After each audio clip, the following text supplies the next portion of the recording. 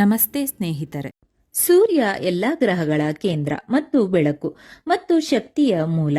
ಸೂರ್ಯನನ್ನು ಆಕಾಶದ ಅಧಿಪತಿ ಎಂದು ನಾವು ಹೇಳಬಹುದು. ಅವನನ್ನು ಎಲ್ಲರೂ ಗೌರವಿಸುತ್ತಾರೆ ಮತ್ತು ಪೂಜಿಸುತ್ತಾರೆ. ಸೂರ್ಯದೇವನನ್ನು ಭಗವಾನ್ ಸೂರ್ಯನಾರಾಯಣ ಎಂದು ಕರೆಯುತ್ತಾರೆ. ನಾಯಕತ್ವ, ಸಾಹಸ, ಉದ್ಯಮಶೀಲತೆ ಮತ್ತು ಶಕ್ತಿಯಂತಹ ಮಾನವ ಜೀವನದ ಅನೇಕ ಬಲವಾದ ಅಂಶಗಳನ್ನು ಪ್ರಭಾವಿಸುವ ಅತ್ಯಂತ ಬಲಿಷ್ಠ ದೇವರು ಅವನು. ಆದರೆ ನಮ್ಮ ಕುಟುಂಬ ಜೀವನದಂತೆಯೇ ಅವನ ಕುಟುಂಬದೊಂದಿಗಿನ ಸಂಬಂಧವೂ ಸಹ ತೊಂದರೆಗೊಳಗಾಗಿತ್ತು. ಸೂರ್ಯದೇವನು ಮಹರ್ಷಿ ಕಶ್ಯಪ ಮತ್ತು ಪ್ರಜಾಪತಿ ದಕ್ಷನ ಮಗಳಾದ ಅದಿತಿಯ ಮಗ. ನಮ್ಮ ವೈದಿಕ ಗ್ರಂಥಗಳ ಮೂಲಕ ಸೂರ್ಯದೇವನ ಶಾಖ, ಬೆಳಕು ಮತ್ತು ಶಕ್ತಿಯ ಮೂಲವು ಸೂರ್ಯನ ಮಧ್ಯದಲ್ಲಿ ವಾಸಿಸುವ ಮತ್ತು ಇಡೀ ವಿಶ್ವವನ್ನು ಸೃಷ್ಟಿಸುವ ದೇವಿ ಕುಷ್ಮಾಂಡ ಎಂದು ಹೇಳಲಾಗುತ್ತದೆ. ಆದ್ದರಿಂದ ನೀವು ಸೂರ್ಯದೇವರನ್ನು ಪೂಜಿಸಿದರೆ ನಿಮಗೆ ಜ್ಞಾನೋದಯ, ಸಕಾರಾತ್ಮಕ ಶಕ್ತಿ ಮತ್ತು ಶಕ್ತಿ ಸಿಗುತ್ತದೆ. ಸೂರ್ಯದೇವನ ಮೊದಲ ಪತ್ನಿ ದೇವಿ ಸಂಧ್ಯಾ ಅಥವಾ ಸಂಜ್ಞಾ. ಯಮ, ಯಾಮಿ ಮತ್ತು ಅಶ್ವಿನಿ ಅವರ ಮಕ್ಕಳು. ಸಂಧ್ಯಾ ಪ್ರೀತಿಯ, ಕಾಳಜಿಯುಳ್ಳ ಮತ್ತು ಶ್ರದ್ಧಾಭರಿತ ಹೆಂಡತಿಯಾಗಿದ್ದಳು. ಆದರೆ ಅವಳ ಪತಿ ಸೂರ್ಯದೇವನ ಶಾಖ ಮತ್ತು ಕುರುಡು ಒಳಪನ್ನು ಸಹಿಸಿಕೊಳ್ಳುವುದು ಅವಳಿಗೆ ಅಸಾಧ್ಯವಾಗುತ್ತಿತ್ತು. ಆದರೆ ಸೂರ್ಯದೇವ ಇದರ ಬಗ್ಗೆ ಎಂದಿಗೂ ಹೆಚ್ಚು ಕಾಳಜಿ ವಹಿಸಲಿಲ್ಲ ಮತ್ತು ತನ್ನ ಪತ್ನಿ ಸಂಧ್ಯಾ ಅವಳನ್ನು ಮುಟ್ಟಲು ಪ್ರಯತ್ನಿಸಿದಾಗ ಯಾವಾಗಲೂ ಅವನ ಮೇಲೆ ಕೋಪಗೊಳ್ಳುತ್ತಿದ್ದನು. ಅದು ಅವಳಿಗೆ ಅಪಾರವಾದ ಉರಿ ಮತ್ತು ನೋವನ್ನು ನೀಡಿತು. ಆದ್ದರಿಂದ ಅವಳು ತನ್ನ ದೇಹವು ತನ್ನ ಗಂಡನ ಶಾಖ ಮತ್ತು ಒಳಪನ್ನು ಸುಲಭವಾಗಿ ಸಹಿಸಿಕೊಳ್ಳುವಂತೆ ಮಾಡಲು ನಿರ್ಧರಿಸಿದಳು. ಆದರೆ ಅವಳು ತನ್ನ ಗಂಡನನ್ನು ಏಕಾಂಗಿಯಾಗಿ ಸಂಕಟದಲ್ಲಿ ಬಿಡಲು ಸಾಧ್ಯವಾಗಲಿಲ್ಲ. ಆದ್ದರಿಂದ ಅವಳು ತನ್ನ ನೆರಳಿನಿಂದ ಛಾಯಾಳನ್ನು ಸೃಷ್ಟಿಸಿದಳು. ನಂತರ ಅವಳು ತಪಸ್ಸಿಗೆ ಹೊರಟಳು ಮತ್ತು ಛಾಯಾಳ ಸ್ಥಾನವನ್ನು ಪಡೆದುಕೊಂಡಳು. ಸೂರ್ಯದೇವನು ಛಾಯಾಳೊಂದಿಗೆ ಸಂತೋಷಪಟ್ಟನು, ಏಕೆಂದರೆ ಅವನು ಅವಳನ್ನು ಮುಟ್ಟಿದಾಗ ಶಾಂತವಾಗಿರುತ್ತಾನೆ. ಅವಳು ಸೂರ್ಯದೇವನ ಶಾಖ ಮತ್ತು ಒಳಪನ್ನು ಸುಲಭವಾಗಿ ಸಹಿಸಿಕೊಳ್ಳುತ್ತಾಳೆ. ನಂತರ ಛಾಯಾಳು ಗರ್ಭಿಣಿಯಾದಳು ಮತ್ತು ಅವರ ಮಗನ ಜನನದವರೆಗೆ ಎಲ್ಲವೂ ಪರಿಪೂರ್ಣವಾಗಿತ್ತು. ಅವರ ಮಗ ಶನಿ ಕಪ್ಪು ಮೈಬಣ್ಣದಿಂದ ಜನಿಸಿದನು ಮತ್ತು ಇದು ಸೂರ್ಯದೇವನನ್ನು ತುಂಬಾ ಕೋಪಗೊಳಿಸಿತು ಮತ್ತು ದುಃಖಿತನಾಗಿ ಮಾಡಿತು. ಅವನು ತುಂಬಾ ಸುಂದರ, ಹೊಳೆಯುವ ಮತ್ತು ಸುಂದರನಾಗಿದ್ದರೂ ಅವನ ಮಗ ಹೇಗೆ ಇಷ್ಟು ಕಪ್ಪಾಗಿರಲು ಸಾಧ್ಯ? ಸ್ವಲ್ಪ ಸಮಯದ ನಂತರ ಸೂರ್ಯನ ಮೊದಲನೇ ಹೆಂಡತಿ ತನ್ನ ತಪಸ್ಸಿನಿಂದ ಹಿಂತಿರುಗಿದ ನಂತರ ಎಲ್ಲವೂ ಪರಿಹಾರವಾಯಿತು. ಆದರೆ ಅವನ ಮಗ ಶನಿಯು ತನ್ನ ತಂದೆ ಸೂರ್ಯನನ್ನು ಎಂದಿಗೂ ಗೌರವಿಸಲಿಲ್ಲ. ಶನಿಯು ತನ್ನ ತಂದೆ ಸೂರ್ಯನೊಂದಿಗೆ ಪ್ರತಿ ಹೆಜ್ಜೆಯಲ್ಲೂ ಭಿನ್ನಾಭಿಪ್ರಾಯ ಹೊಂದಿತು. ಚಂದ್ರನು ನಮ್ಮ ರಾತ್ರಿಗಳನ್ನು ಬೆಳಗಿಸುವುದಲ್ಲದೆ ಭಾವನೆಗಳು, ಸೌಂದರ್ಯ, ಪ್ರೀತಿ, ಉತ್ಸಾಹ ಮತ್ತು ಶಾಂತತೆ ಮುಂತಾದ ನಮ್ಮ ಹಲವು ಭಾಗಗಳ ಮೇಲೆ ಅಸಾಧಾರಣ ಪ್ರಭಾವ ಬೀರುತ್ತಾನೆ. ನಮ್ಮ ವೈದಿಕ ಗ್ರಂಥಗಳಲ್ಲಿ ಚಂದ್ರನ ಜನನದ ಬಗ್ಗೆ ವಿವಿಧ ಕಥೆಗಳಿವೆ. ಭಗವಾನ್ ಚಂದ್ರನನ್ನು ತ್ರಿಜನ್ಮಿ ಅಂದರೆ 3 ಬಾರಿ ಜನನ ಎಂದು ಕರೆಯುತ್ತಾರೆ. ಮೊದಲನೆಯದಾಗಿ ಅವನು ತನ್ನ ಇತರ ಸೃಜನಶೀಲ ಪ್ರಕ್ರಿಯೆಯಲ್ಲಿ ಬ್ರಹ್ಮನಿಂದ ಸೃಷ್ಟಿಸಲ್ಪಟ್ಟನು, ಆದರೆ ನಮ್ಮ ವೈದಿಕ ಗ್ರಂಥಗಳ ಸಂಕೀರ್ಣತೆಗಳ ಮಧ್ಯದಲ್ಲಿ ಕಳೆದು ಹೋದನು. ನಂತರ ಮಹಾನ್ ಋಷಿ ಅತ್ರಿಯ ಕಣ್ಣೀರಿನ ಮೂಲಕ ಚಂದ್ರನು ಮರುಜನ್ಮ ಪಡೆದನು. ಋಷಿ ಅತ್ರಿ ಸೋಮದಲ್ಲಿ ಬಿದ್ದು ಭಾವುಕನಾದನು. ನಂತರ ಅವನ ಕಣ್ಣುಗಳಿಂದ ಒಂದು ದೊಡ್ಡ ಕಣ್ಣೀರಿನ ಹನಿ ಬಿದ್ದು ಸೋಮದ ಕಿರಣದ ಹನಿಯಾಗಿ ಚೆಲ್ಲಿತು. ಅದು ಚಂದ್ರನಾಗಿ ಮಾರ್ಪಟ್ಟಿತು. ಅಲ್ಲಿ ಅವನು ಸಮುದ್ರದ ಬಿಳಿ ಹಾಲಿನ ಅಲೆಗಳ ಅಡಿಯಲ್ಲಿ ದೀರ್ಘಕಾಲ ಇದ್ದನು. ನಂತರ ಸಮುದ್ರ ಮಂಥನದ ಸಮಯದಲ್ಲಿ ಚಂದ್ರದೇವನು ಸಾಗರದಿಂದ ಹೊರಹೊಮ್ಮುತ್ತಾನೆ ಮತ್ತು ಅವನು ಜನ್ಮ ತೆಗೆದುಕೊಳ್ಳುವುದು ಇದು 3ನೇ ಬಾರಿ. ಚಂದ್ರದೇವನ ಮನಸ್ಥಿತಿಯಲ್ಲಿನ ಏರುಪೇರುಗಳು, ಅಸ್ಥಿರ ಮತ್ತು ಬೇಜವಾಬ್ದಾರಿಯುತ ನಡವಳಿಕೆಯಿಂದಾಗಿ ಅವನು ಒಳ್ಳೆಯ ಪೋಷಕರಾಗಲು ಸಾಧ್ಯವಾಗಲಿಲ್ಲ ಮತ್ತು ಇದು ಅವನ ಮಗ ಬುಧ ನಡುವಿನ ಸಂಬಂಧವನ್ನು ಹದಗೆಡಿಸುತ್ತದೆ. ಅವನು ಪ್ರಜಾಪತಿ ದಕ್ಷನ ಪುತ್ರಿಯರಾದ 27 ನಕ್ಷತ್ರಗಳನ್ನು ಮದುವೆಯಾದನು, ಆದರೆ ಅವನು ರೋಹಿಣಿಯನ್ನು ಹೆಚ್ಚು ಪ್ರೀತಿಸುತ್ತಿದ್ದನು. ಇದು ಅವರ ಇತರ ಹೆಂಡತಿಯರನ್ನು ತುಂಬಾ ಅಸಮಾಧಾನಗೊಳಿಸಿತು ಮತ್ತು ಅವರೆಲ್ಲರೂ ತಮ್ಮ ತಂದೆ ದಕ್ಷನಿಗೆ ಈ ಬಗ್ಗೆ ದೂರು ನೀಡಿದರು. ತನ್ನ ಮಗಳು ಅತೃಪ್ತಳಾಗಿರುವುದನ್ನು ನೋಡಿ ದಕ್ಷನು ಚಂದ್ರನ ಮೇಲೆ ತುಂಬಾ ಕೋಪಗೊಂಡು, ಚಂದ್ರನು ತನ್ನ ಎಲ್ಲಾ ಸೌಂದರ್ಯ ಮತ್ತು ವೈಭವವನ್ನು ಕಳೆದುಕೊಳ್ಳುತ್ತಾನೆ ಎಂದು ಶಪಿಸಿದನು. ನಂತರ ಅಧಿಪತಿ ಚಂದ್ರನು ವರ್ಷಗಳ ಕಾಲ ಶಿವನನ್ನು ಮೆಚ್ಚಿಸಿದನು ಮತ್ತು ಶಿವನು ಆ ಶಾಪವನ್ನು ಭಾಗಶಃ ಪರಿಹರಿಸಿದನು. ಆದರೆ ಅವನು ತನ್ನ ಎಲ್ಲಾ ಸೌಂದರ್ಯ ಮತ್ತು ವೈಭವವನ್ನು ಹಿಂದಿರುಗಿಸಲು ಸಾಧ್ಯವಾಗಲಿಲ್ಲ. ಆದರೆ ಅವನು ಶಾಪವನ್ನು ಮಾರ್ಪಡಿಸಿದನು. ಅಂದರೆ ಚಂದ್ರನು ಅರ್ಧ ತಿಂಗಳು ಮಸುಕಾಗಲು ಪ್ರಾರಂಭಿಸುತ್ತಾನೆ, ಆದರೆ ನಂತರ ಎರಡನೇ ಅರ್ಧ ತಿಂಗಳು ಬೆಳೆಯುತ್ತಾನೆ. ಇದು ನಮ್ಮ ಕ್ಯಾಲೆಂಡರ್ನನ್ನು ರೂಪಿಸುತ್ತದೆ.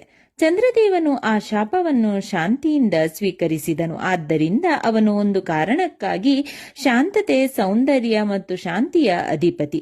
ನಿಮ್ಮ ಜಾತಕದಲ್ಲಿ ಚಂದ್ರನು ಉತ್ತಮ ಸ್ಥಾನದಲ್ಲಿದ್ದರೆ ನಿಮಗೆ ಗಮನಾರ್ಹ ಸೌಂದರ್ಯ, ಸೃಜನಶೀಲತೆ, ಶಾಂತತೆ, ಸಂಪತ್ತು ಮತ್ತು ತೃಪ್ತಿದಾಯಕ ಪ್ರೀತಿ ಅಥವಾ ಬಹಳಷ್ಟು ಪ್ರಣಯ ಮತ್ತು ಪ್ರೀತಿಯೊಂದಿಗೆ ದಾಂಪತ್ಯ ಜೀವನ ದೊರೆಯುತ್ತದೆ.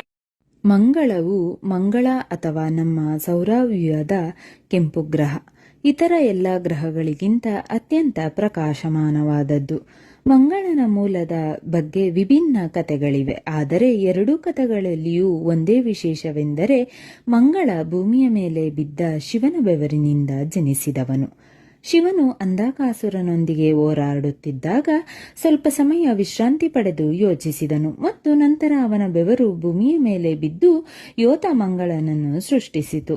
ಇನ್ನೊಂದು ಘಟನೆಯೆಂದರೆ ಶಿವನು ತನ್ನ ಪ್ರಿಯ ಪತ್ನಿ ಸತಿಯ ಮರಣದಿಂದ ತೀವ್ರವಾಗಿ ಕೋಪಗೊಂಡಾಗ ಭೂಮಿಯು ಶಿವನ ಬೆವರನ್ನು ಹೀರಿಕೊಂಡಿತು ಮತ್ತು ಅವಳು ತನ್ನ ಮಗ ಮಂಗಳನನ್ನು ಸೃಷ್ಟಿಸಿದಳು. ಕೋಪ ಮತ್ತು ನಮ್ರತೆಯಂತಹ ಮಿಶ್ರ ಭಾವನೆಗಳಿಂದ ಹುಟ್ಟಿಕೊಂಡಿತು. ಭೂಮಿಯು ಮಂಗಳನನ್ನು ಸೃಷ್ಟಿಸಿದಾಗ ಶಿವನು ಅವನಿಗೆ ಎಲ್ಲವನ್ನೂ ಬೆಂಕಿ ಹಚ್ಚಲು ಆದೇಶಿಸಿದನು. ಶಿವನು ಶಾಂತನಾದಾಗ ಮಂಗಳನು ಶಾಂತನಾಗುತ್ತಾನೆ. ಶಿವನು ಮಂಗಳನಿಂದ ಸಂತೋಷಪಟ್ಟನು ಮತ್ತು ಮಂಗಳನಿಗೆ ವಿಶ್ವದಲ್ಲಿ ತನ್ನ ಸ್ಥಾನವನ್ನು ನೀಡಿದನು. ಕೆಂಪು ಹೊಳೆಯುವ ಚೆಂಡು ಮಂಗಳ ಭೂಮಿಯ ಮಗನಾಗಿರುವುದರಿಂದ ಬಹುಶಃ ನಮ್ಮ ತಾಯಿ ಭೂಮಿಯ ನಂತರ ಮಂಗಳ ಅದರ ಮೇಲೆ ಜೀವವಿರುವ ಸಂಭವನೀಯತೆಯನ್ನು ಹೊಂದಿದೆ.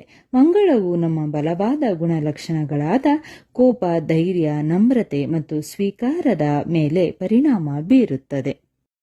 ಆಕಾರ ಬದಲಾಯಿಸುವ ಲೋಹವಾದ ಬುಧವು ಅರಿಯುವಾಗ ದ್ರವವಾಗಿರುತ್ತದೆ, ಆದರೆ ಸ್ಥಿರವಾದಾಗ ಘನವಾಗಿರುತ್ತದೆ.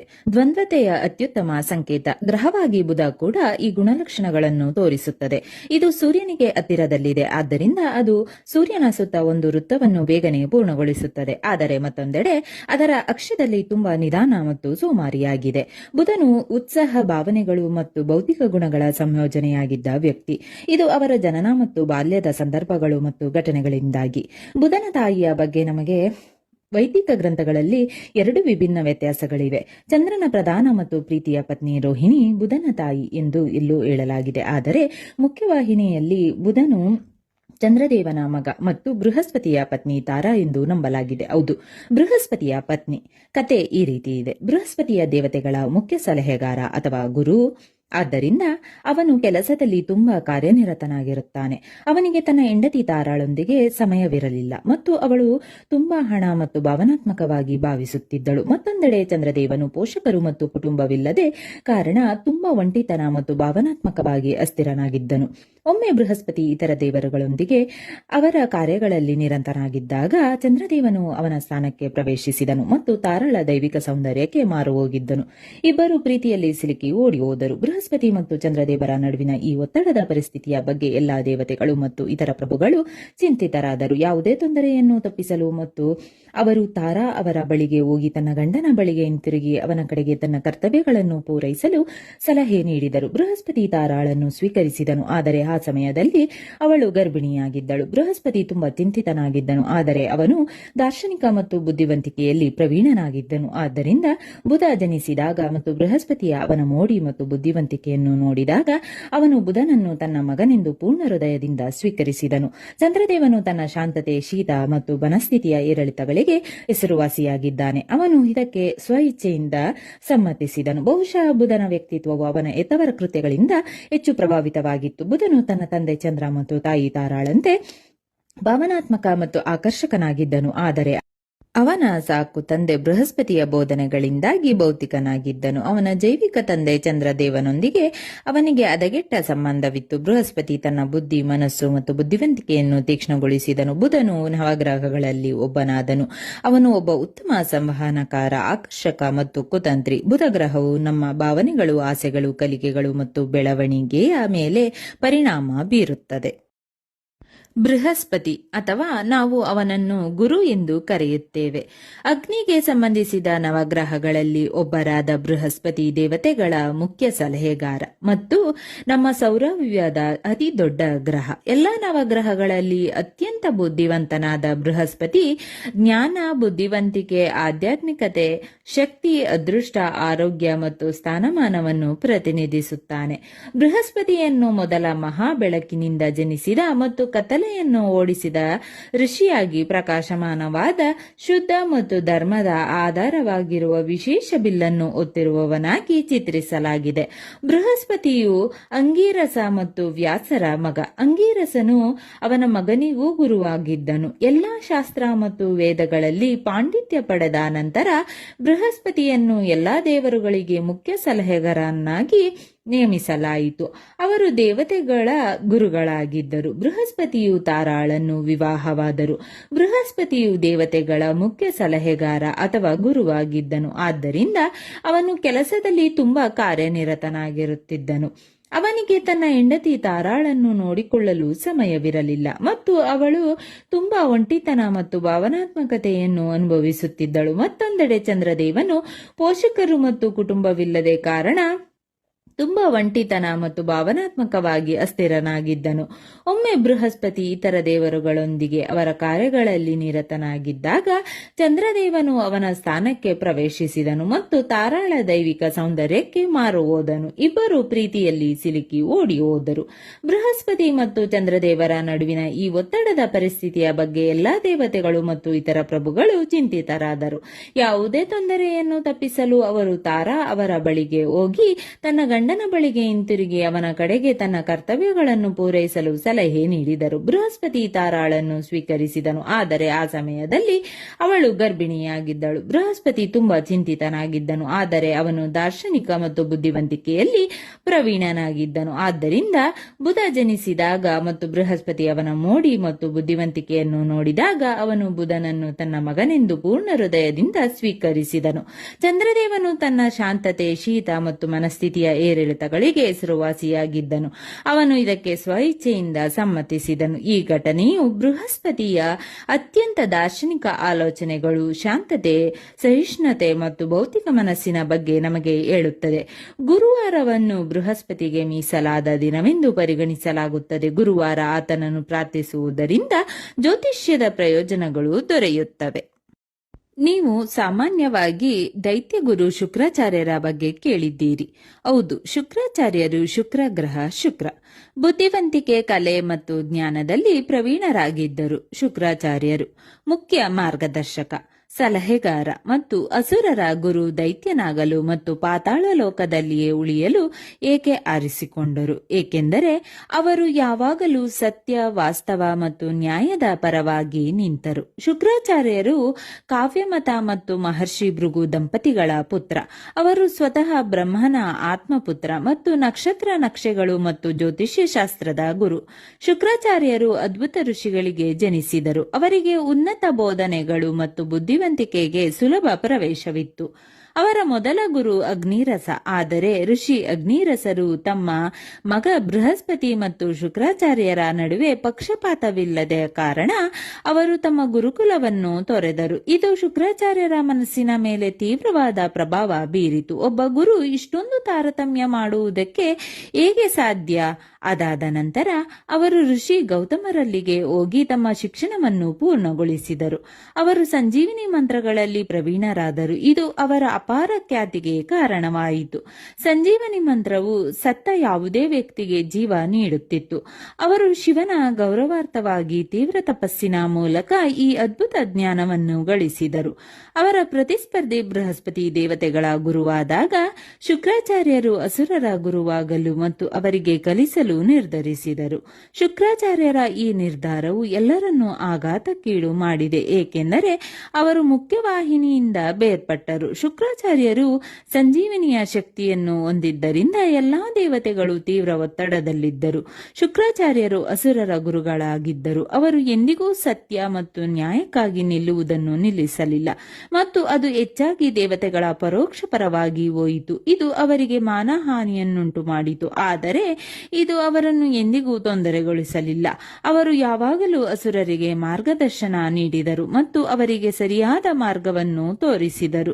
ಬೃಹಸ್ಪತಿಯ ಮಗಳು ದೇವಯಾನಿಯ ಭಾವನಾತ್ಮಕ ಕೋರಿಕೆಯ ಮೇರೆಗೆ ಅವರು ಬೃಹಸ್ಪತಿಯ ಮಗ ಕಚನಿಗೆ ಸಂಜೀವನಿ ಮಂತ್ರವನ್ನು ಕಲಿಸಿದರು.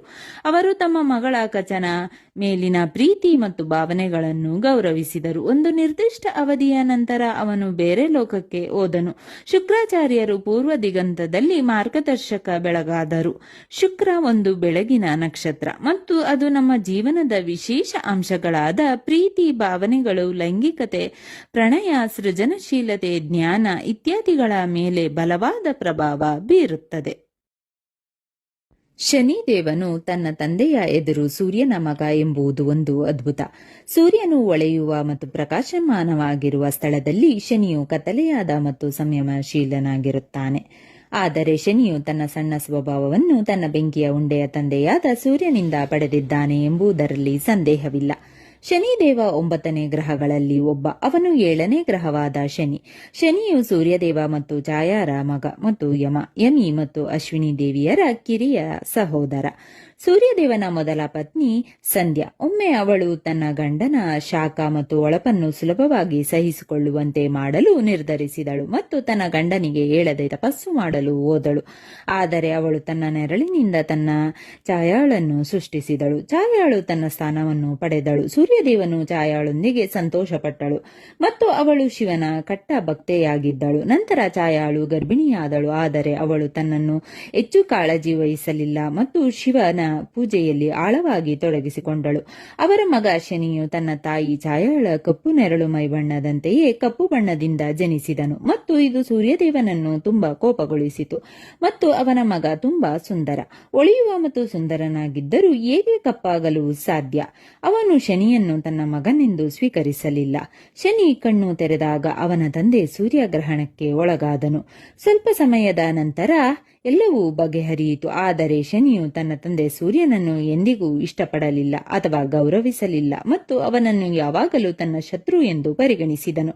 ಶನಿಯು ತನ್ನ ತಂದೆ ಸೂರ್ಯನೊಂದಿಗೆ ಪ್ರತಿ ಹಂತದಲ್ಲೂ ಭಿನ್ನ ಅಭಿಪ್ರಾಯ ಹೊಂದಿದ್ದನು. ಅವನ ಸಹೋದರ ಯಮ ಸಾವಿನ ದೇವರು. ಅವನ ಜೊತೆಯೂ ಅವನಿಗೆ ಸಂಬಂಧ ಹದಗೆಟ್ಟಿತು. ಯಮನು ತನ್ನ ಕಿರಿಯ ಸಹೋದರ ಶನಿಯೊಂದಿಗೆ ಎಂದಿಗೂ ಮೃದುವಾಗಿ ವರ್ತಿಸಲಿಲ್ಲ.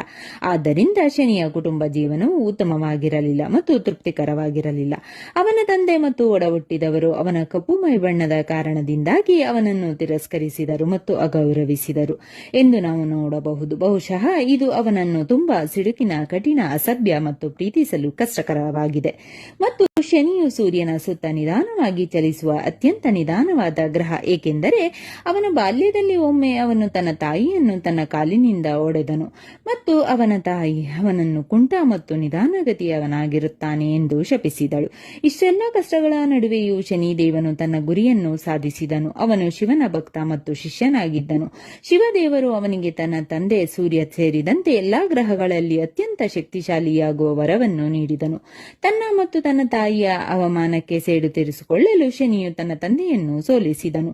ಶನಿಯು ಕರ್ಮ ಮತ್ತು ನ್ಯಾಯದ ಅಧಿಪತಿಯಾದನು. ಕೇವಲ ಕಾಣಿಕೆಗಳನ್ನು ಅರ್ಪಿಸುವ ಮೂಲಕ ನೀವು ಅವನ್ನು ತೃಪ್ತಿಪಡಿಸಲು ಸಾಧ್ಯವಿಲ್ಲ, ಏಕೆಂದರೆ ಶನಿ ದೇವನು ನಿಮ್ಮ ಆಂತರಿಕ ನೈಜ ಆಲೋಚನೆಗಳು ಮತ್ತು ಕರ್ಮದ ಮೂಲಕ ನಿಮ್ಮನ್ನು ಒಪ್ಪಿಕೊಳ್ಳುವ ಏಕೈಕ ದೇವರು. ನೀವು ಶನಿ ದೇವನನ್ನು ಮೋಸಗೊಳಿಸಲು ಸಾಧ್ಯವಿಲ್ಲ. ಅವನು ತನ್ನ ಅಣ್ಣ ಯಮನಂತನಲ್ಲ. ಅವನು ಮರಣಾನಂತರದ ಜೀವನವನ್ನು ವಿಶ್ಲೇಷಿಸಿ ಪರಿಹಾರ ನೀಡುತ್ತಾನೆ. ಶನಿದೇವನು ಈ ನಿರ್ದಿಷ್ಟ ಜನ್ಮದಲ್ಲಿ ನಿಮ್ಮ ಕರ್ಮದ ಪರಿಣಾಮಗಳನ್ನು ನಿಮಗೆ ನೀಡುತ್ತಾನೆ. ಆದ್ದರಿಂದ ನೀವು ಶನಿದೇವರ ಆಶೀರ್ವಾದವನ್ನು ಬಯಸಿದರೆ ನಿಮ್ಮ ಕರ್ಮ ಮತ್ತು ಕಾರ್ಯಗಳ ಬಗ್ಗೆ ಜಾಗರೂಕರಾಗಿರಿ. ರಾಹು ನವಗ್ರಹಗಳಲ್ಲಿ ಒಂದಾಗಿದೆ, ಆದರೆ ನಾವು ರಾಹುವನ್ನು ಶುಭವೆಂದು ಪರಿಗಣಿಸುವುದಿಲ್ಲ.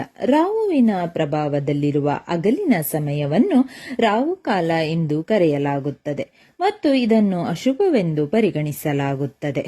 ಎಲ್ಲಾ ದೇವರುಗಳು ಮತ್ತು ಎಲ್ಲಾ ರಾಕ್ಷಸರು ಒಟ್ಟಾಗಿ ಶಾಶ್ವತ ಜೀವನದ ಅಮೃತಕ್ಕಾಗಿ ಸಾಗರವನ್ನು ಮಂಥನ ಮಾಡಿದರು. ಮೋಹಿನಿ ರೂಪದಲ್ಲಿ ವಿಷ್ಣು ಅಮೃತವನ್ನು ವಿಶೇಷವಾಗಿ ಎಲ್ಲಾ ದೇವರುಗಳಿಗೆ ವಿತರಿಸಿದಾಗ ಸ್ವರ್ಣಭಾನು ಎಂಬ ರಾಕ್ಷಸನು ಇದನ್ನು ನೋಡಿ ದೇವರ ವೇಷ ಧರಿಸಿ ಆ ಅಮೃತವನ್ನು ಕುಡಿದನು. ಸೂರ್ಯ ಮತ್ತು ಚಂದ್ರರು ಇದನ್ನು ನೋಡಿ ವಿಷ್ಣುವಿಗೆ ತಿಳಿಸಿದರು.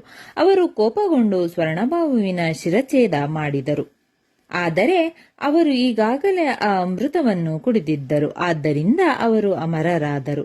ತಲೆ ರಾಹುವಾಯಿತು ಮತ್ತು ದೇಹವು ಕೇತುವಾಯಿತು. ಆ ಘಟನೆಯ ನಂತರ ರಾಹು ಮತ್ತು ಕೇತು ಸೂರ್ಯ ಮತ್ತು ಚಂದ್ರರನ್ನು ತಮ್ಮ ಶತ್ರುಗಳೆಂದು ಪರಿಗಣಿಸುತ್ತಾರೆ ಮತ್ತು ಸೂರ್ಯ ಮತ್ತು ಚಂದ್ರರ ವಿರುದ್ಧ ಸೇಡು ತೀರಿಸಿಕೊಳ್ಳಲು ಪ್ರತಿಜ್ಞೆ ಮಾಡುತ್ತಾರೆ. ಅದಕ್ಕಾಗಿಯೇ ಕೆಲವೊಮ್ಮೆ ರಾಹು ಸೂರ್ಯ ಮತ್ತು ಚಂದ್ರನನ್ನು ಸ್ವಲ್ಪ ಸಮಯದವರೆಗೆ ನುಂಗುತ್ತಾನೆ ಎಂದು ನಂಬಲಾಗಿದೆ ಮತ್ತು ಇದನ್ನು ಸೂರ್ಯ ಅಥವಾ ಚಂದ್ರಗ್ರಹಣ ಎಂದು ಕರೆಯಲಾಗುತ್ತದೆ. ರಾಹು ಬುಧನನ್ನು ಹೋಲುತ್ತಾನೆ, ಆದರೆ ಅವರ ಸ್ವಭಾವ ಮತ್ತು ಸ್ವಭಾವಗಳು ವಿಭಿನ್ನವಾಗಿವೆ. ಅವನು ಸಾಮಾನ್ಯವಾಗಿ ಕಪ್ಪು ಸಿಂಹದ ಮೇಲೆ ಸವಾರಿ ಮಾಡುತ್ತಾನೆ. ಜಾತಕದಲ್ಲಿ ರಾಹು ವ್ಯಕ್ತಿಯ ಜೀವನದಲ್ಲಿ ಅನೇಕ ಅಡೆತಡೆಗಳು ಮತ್ತು ದುಃಖಗಳನ್ನು ಸೃಷ್ಟಿಸುತ್ತದೆ. ಕೇತು ಒಳ್ಳೆಯ ಮತ್ತು ಕೆಟ್ಟ ಆಧ್ಯಾತ್ಮಿಕ ಮತ್ತು ಅಲೌಕಿಕ ಪ್ರಭಾವಗಳ ಕರ್ಮ ಸಂಗ್ರಹವನ್ನು ಪ್ರತಿನಿಧಿಸುತ್ತದೆ. ಇದೆಲ್ಲವೂ ಜಾತಕದಲ್ಲಿ ಅದರ ಸ್ಥಾನವನ್ನು ಅವಲಂಬಿಸಿರುತ್ತದೆ, ಏಕೆಂದರೆ ಅದು ದುಃಖ ಮತ್ತು ನಷ್ಟವನ್ನು ಉಂಟು ಮಾಡುತ್ತದೆ ಮತ್ತು ಅದೇ ಸಮಯದಲ್ಲಿ ಒಬ್ಬ ವ್ಯಕ್ತಿಯನ್ನು ದೇವರ ಕಡೆಗೆ ತಿರುಗಿಸುತ್ತದೆ. ಕೇತುವು ಮೋಕ್ಷ, ಸನ್ಯಾಸ ಮತ್ತು ಆತ್ಮ ಸಾಕ್ಷಾತ್ಕಾರಕ್ಕೆ ಕಾರಣ ಎಂದು ಹೇಳಲಾಗುತ್ತದೆ. ಕೇತುವಿನ ಸಕಾರಾತ್ಮಕ ಪ್ರಭಾವಕ್ಕೆ ಒಳಗಾದ ಜನರು ಹೆಚ್ಚಿನ ಹಕ್ಕುಗಳನ್ನು ಸಾಧಿಸಬಹುದು. ಅವರಲ್ಲಿ ಹೆಚ್ಚಿನವರು ಆಧ್ಯಾತ್ಮಿಕರು. ನಮ್ಮ ವೈದಿಕ ಗ್ರಂಥಗಳಲ್ಲಿ ಕ್ಷೀರಸಾಗರದ ಮಂಥನದ ಬಗ್ಗೆ ಈ ಕಥೆಯನ್ನು ಉಲ್ಲೇಖಿಸಲಾಗಿದೆ. ಅಲ್ಲಿ ಎಲ್ಲಾ ದೇವರುಗಳು ಮತ್ತು ಎಲ್ಲಾ ರಾಕ್ಷಸರು ಒಟ್ಟಾಗಿ ಶಾಶ್ವತ ಜೀವನದ ಅಮೃತಕ್ಕಾಗಿ ಸಾಗರವನ್ನು ಮಂಥನ ಮಾಡಿದರು. ಮೋಹಿನಿ ರೂಪದಲ್ಲಿ ವಿಷ್ಣು ಅಮೃತವನ್ನು ವಿಶೇಷವಾಗಿ ಎಲ್ಲಾ ದೇವರುಗಳಿಗೆ ವಿತರಿಸುತ್ತಿದ್ದಾಗ ಸ್ವರ್ಣಭಾನು ಎಂಬ ರಾಕ್ಷಸನು ಇದನ್ನು ನೋಡಿ ದೇವರ ವೇಷ ಧರಿಸಿ ಆ ಅಮೃತವನ್ನು ಕುಡಿದನು. ಸೂರ್ಯ ಮತ್ತು ಚಂದ್ರರು ಇದನ್ನು ನೋಡಿ ವಿಷ್ಣುವಿಗೆ ತಿಳಿಸಿದರು. ಅವರು ಕೋಪಗೊಂಡು ಸ್ವರ್ಣಭಾನುವಿನ ಶಿರಚ್ಛೇದ ಮಾಡಿದರು. ಆದರೆ ಅವರು ಈಗಾಗಲೇ ಆ ಅಮೃತವನ್ನು ಕುಡಿದಿದ್ದರು. ಆದ್ದರಿಂದ ಅವರು ಅಮರರಾದರು. ತಲೆ ರಾಹುವಾಯಿತು ಮತ್ತು ದೇಹವು ಕೇತುವಾಯಿತು. ಆ ಘಟನೆಯ ನಂತರ ರಾಹು ಮತ್ತು ಕೇತು ಸೂರ್ಯ ಮತ್ತು ಚಂದ್ರರನ್ನು ತಮ್ಮ ಶತ್ರುಗಳೆಂದು ಪರಿಗಣಿಸುತ್ತಾರೆ ಮತ್ತು ಸೂರ್ಯ ಮತ್ತು ಚಂದ್ರನ ವಿರುದ್ಧ ಸೇಡು ತೀರಿಸಿಕೊಳ್ಳಲು ಪ್ರತಿಜ್ಞೆ ಮಾಡುತ್ತಾರೆ. ಅದಕ್ಕಾಗಿಯೇ ಕೆಲವೊಮ್ಮೆ ರಾಹು ಸೂರ್ಯ ಮತ್ತು ಚಂದ್ರನನ್ನು ಸ್ವಲ್ಪ ಸಮಯದವರೆಗೆ ನುಂಗುತ್ತಾನೆ ಎಂದು ನಂಬಲಾಗಿದೆ ಮತ್ತು ಇದನ್ನು ಸೂರ್ಯ ಅಥವಾ ಚಂದ್ರಗ್ರಹಣ ಎಂದು ಕರೆಯಲಾಗುತ್ತದೆ. ಸ್ನೇಹಿತರೆ, ಈ ವಿಡಿಯೋ ಇಷ್ಟವಾದಲ್ಲಿ ಲೈಕ್, ಶೇರ್ ಅಂಡ್ ಕಾಮೆಂಟ್ ಮಾಡಿ. ಮುಂದಿನ ವಿಡಿಯೋಸ್ಗಳಿಗಾಗಿ ಚಾನಲ್ ಅನ್ನು ಸಬ್ಸ್ಕ್ರೈಬ್ ಮಾಡಿ. ಧನ್ಯವಾದಗಳು.